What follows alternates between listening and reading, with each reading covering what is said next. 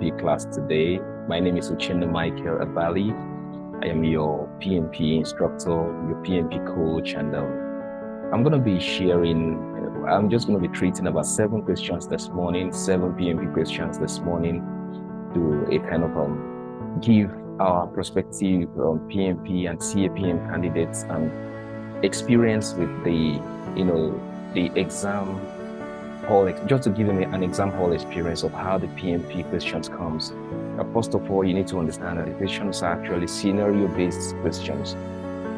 It's not like the normal questions you come across every day where you have to define or list or itemize and all that. No, in this case, you have to envision yourself on site or in the work environment, practical work environment, and you're being asked, real-time questions, and you're expected to address them based on your acquired skill, project management skills. So that's the essence of these questions. We're going to be looking at a few of these questions, just 7 of them in a few minutes. I'm not going to take much of your time, and we're just going to run through. And I want to let you know that you can do it. If you go through this question and you do not perform very well, don't get discouraged. It means you need to go back and read and come back again and try out the questions again. Yeah, so let's start immediately. I'm just going to enable my presentation slide. Then okay. All right. The first question we're going to look at this morning is question number 1, and it says you are managing a software development project, and during the testing phase, your team identified the critical defect that needs to be fixed immediately. However, fixing the defect will cause a delay in the project schedule. What should you do? Number 1, prioritize fixing the defect and communicate the schedule delay to stakeholders. Communication is very important. All right. And when you address PMP question, please make sure you look at things in the order of priority. What should I do first before the next? So when they are giving you options, they're going to give you options, right options, but they want you to know if you know how to prioritize your steps. So now the first thing is prioritize. The next thing is ignore the defect and proceed with the project as planned, which is wrong. You don't have a problem and just sleep over it. You have to deal with it immediately. So C is document the defect and address it in the next phase of the project. Delay is dangerous. You don't just wait. You see, figure out a way immediately. It's already a challenge. You have to see how you can address it. Then this is 6 approval from the change control board before fixing the defect. You are the project manager. You should be in charge, right? It's okay for you to go to the change control board because it's one of the processes you have to go. But before then, you need to do something first. And I want to go with option A because it has to do with you prioritizing, making this a priority that you want to fix the defects. Let's see the option. Option A is the right answer. How did you do? I believe you did well. You performed well. Yes. So keep it going. You're going great, and I see you making it in your PMP exam. Question number 2. That's the next thing we're going to do. Question number 2. Your project team, is working on developing a new product, and they discover an innovative feature that could significantly enhance its functionality. However, implementing this feature will require additional resources and a change to the project scope. What should you do? Okay, so in project management, when scope is involved, we're very careful how we manage it. All right, so it's a very good feature that could significantly enhance the functionality of your design. However, implementing this feature will require additional resources and a change to the project scope. What should you do? The first thing you do is to request approval. The first option, request approval from the change control board before implementing the feature. Okay. Then B, implementing the feature without informing stakeholders to avoid unnecessary complication. That is wrong. Whatever you do, as much as possible in project management, we want to maintain transparency. Everything you do should be known by your stakeholders. All right, so that tomorrow somebody doesn't come back to tell you that you've gone this far in this project, I was not carried along, so I cannot give approval to the project. So you have to make sure you inform your stakeholders. Then C, reject the idea to maintain the original project scope and timeline. No. As much as possible, we want to give room to innovation. So I want to believe that we might not reject the idea, but we have to see what we can do about it. D, let's see if there's a better option. Option D say evaluate the impact of the feature on the project objectives and seek stakeholder input. That is a very good option. The first thing you do once you have a change request is to do what? You have to evaluate the impact of the change request on your project. All right, then you seek the input of stakeholders. You're still trying to carry your stakeholder along. So I want to go with option D. Option D should be the right option, I guess. Option D is the right option. How did you do? I believe you performed well. I'm wishing you all the best, and I'm hoping and I'm trusting that you're going to, come out well in your upcoming PMP and CAPM exam. So let's look at the next question. The next thing is going to be question number 3. Yes, question number 3, like I say. So during the project execution phase, you notice that one of your team members consistently misses project deadlines and fails to deliver quality work. As a project manager, what should you do first? Now, the key word there is what should you do first? Confront the team member privately to discuss the performance issues. That's a very wonderful one. Assign the team member to less critical project tasks to minimize their impact. You don't want to limit their level of operation. You want to make sure you believe they can do better. So I think there should be a better option. Document the team members' performance issues for future reference. Try as much as possible. If you have issues, try to tackle them immediately.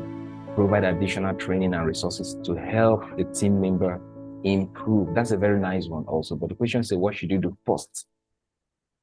You need to find out what the problem of that team member is. That's the first thing you should do. Confront the team member. I want to go with option A. Option A is the right option. Yes.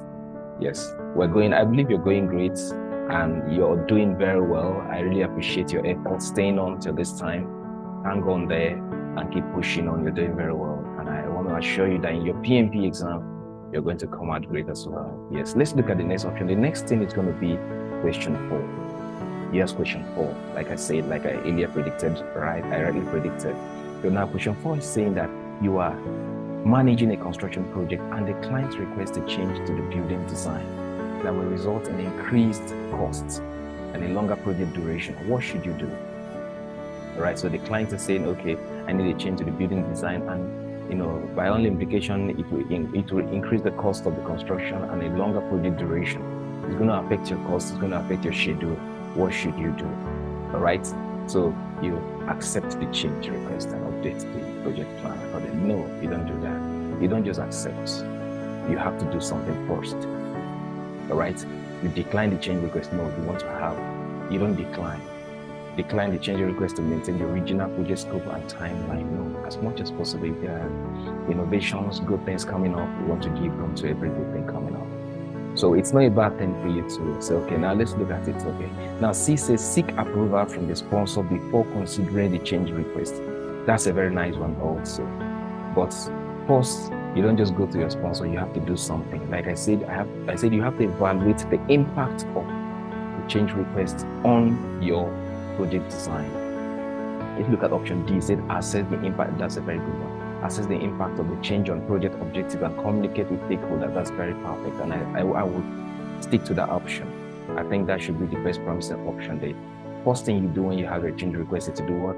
You have to evaluate the impact, or they assess the impact of the change on project objectives, and then make sure that all the stakeholders are carried along in the project. We'll go with option D. Option D is the right option. How did you do? You're doing well.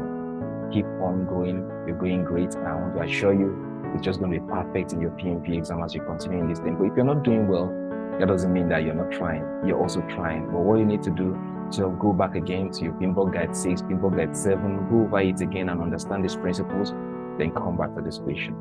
Yes. So the next thing is going to be question number 5. So let's take a question number 5. Now, question number 5 says, your project is facing a budget shortfall due to unexpected cost overruns. As a project manager, what should be your immediate action? Okay, you're having a budget shortfall due to unexpected cost overruns. So the cost, you are kind of operating above the normal cost projection. And now, as a project manager, what should you do? Okay, what should be your immediate action? I think the key word there is the immediate. What should be done? And let's look at the options. Reduce project scope to align with the available budget. You don't reduce the scope. Let's bear in mind, right? So you don't just go as a project manager, you don't have the right to reduce the scope. If the scope of the project must be reduced, it has to be,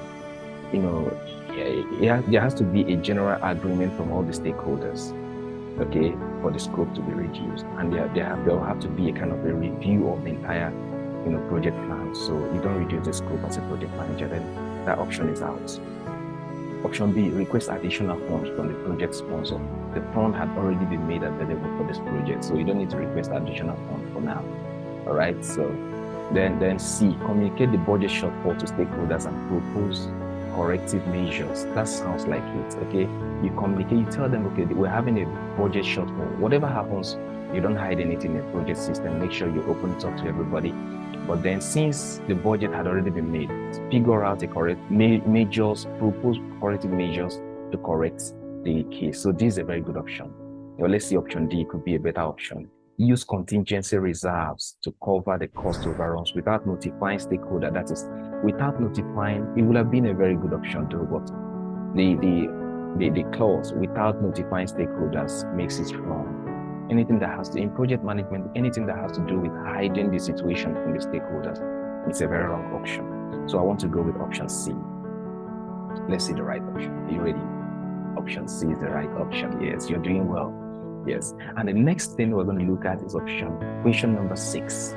Question number 6, just 2 more questions to go. Question number 6.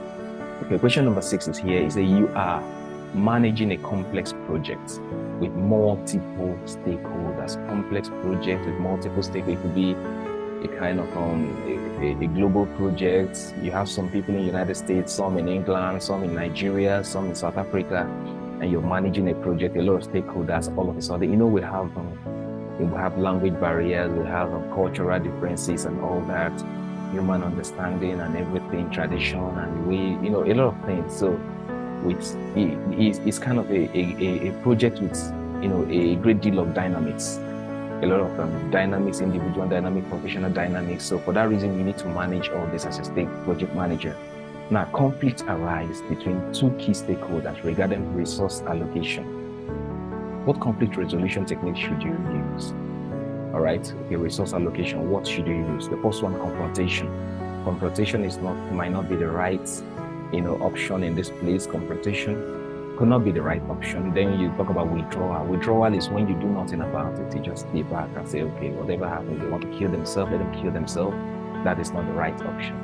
Then C is compromise. Compromise has to do with when 2 people are having issues, and then maybe it has to be with people with different power hierarchy. It could be that somebody else is higher in power than others. Then the person that is less in power will have to say, okay, let me just let go.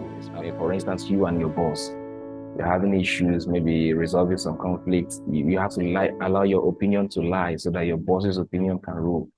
That's compromise. Collaboration has to do with when people are together on the same level, okay, on the same power level. So they have to come together and say, okay, let's collaborate. Let's see how we can actually put our heads together and make things work. And the question now is what conflict resolution technique should you use? You're managing a complex multiple project. Conflict arise between 2 key stakeholders. So if you look at the key stakeholders are at the same level.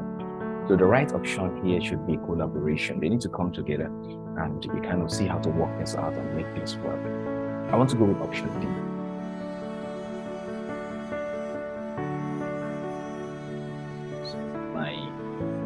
I don't know. Okay, sorry.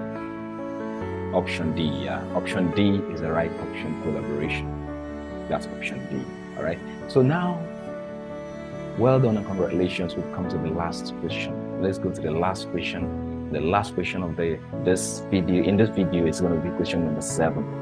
All right, question number 7. So if you like this video and you want to be having such video, I'm going to be making a lot of question and answer, videos.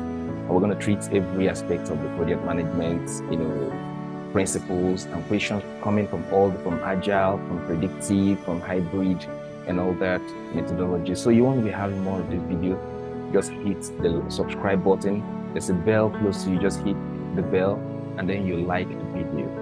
All right, you can also do well to share the video, and then we'll give you more and more. You're going to be getting more of these videos here. So let's just head on straight to the last question number 7. And it says, your project involves procuring specialized equipment from an international vendor. The vendor suddenly goes out of business, jeopardizing the project timeline. What should you do? The vendor that have been kind of supplying equipment to you, who has been consistent, eventually, goes out of business. Everything just crumbled at its end, and now he cannot serve you as expected. So, the question now is, what should you do as the project manager? Already it has affected your timeline. When we mean timeline, we're talking of the project schedule. Your schedule has been affected. So what should you do? All right. So activate the project risk response plan and identify alternative vendors. That sounds very promising. Now, in your project plan, you have to, as much as possible, you want to put into consideration your contingency plan. Your contingency plan is you considering the risk in your projects ahead of time. All right. You're like figuring out that, okay, what if this vendor fails? You have to plan in all these things. You have to look at risk from your vendors, look at risk from your project operation and everything. So what if this guy doesn't deliver as when required? How is it going to be? You understand? Are we just going to pack up? Are we not going to make an alternative plan? Is there not going to be something to do? So you have to make an alternative plan. All right. That is your contingency plan. It's a very good option, a very promising one, but let's look at other option. Inform stakeholders about the situation and delay the project schedule. You shouldn't allow the vendor to delay your project work. Something has to be done. It's a very good thing that you're doing by informing other stakeholders, but then something has to be done immediately. Okay, option number C says, option C is saying proceed with the project using a different equipment supplier. Okay, it's a very nice one also, but you have to follow the project management principle. Okay, there are processes in project management. Everything has already been captured in your plan. So you have to make sure you follow it. It's a very good option also. So let's look at the last option. Option D says seek legal action against the vendor for breach of agreement. That means you want to fight. You want to make trouble with the vendor. But the first thing you have to do, it's not bad for you to make, it might not be the vendor's fault for his business to fold up and all that, but you have to look at things in the positive side of life and then figure out a better solution to solve this problem. And I think the most matured option there is option A, that tells you that you need to activate the project response, risk response plan. That's your contingency plan, and identify alternative vendors. Now let's look at the option A. Option A. Option A is the right option. How did you do? I believe you actually performed well, and I believe you enjoyed this session of going through past questions. Going through PMP and CAPM past questions. I'm going to be, like I said, I'm going to be rolling out a lot of videos of past questions, and I want you to stay in tune and hit the like button, subscribe, and so that when next I drop these videos, you'll get them immediately. Yes. For any question, you can also just drop your question on the comment box there, and I will attend to you immediately. Thank you very much. Once again, my name is Uchenna Michael Abali, and it's so nice having you. Thank you very much. See you.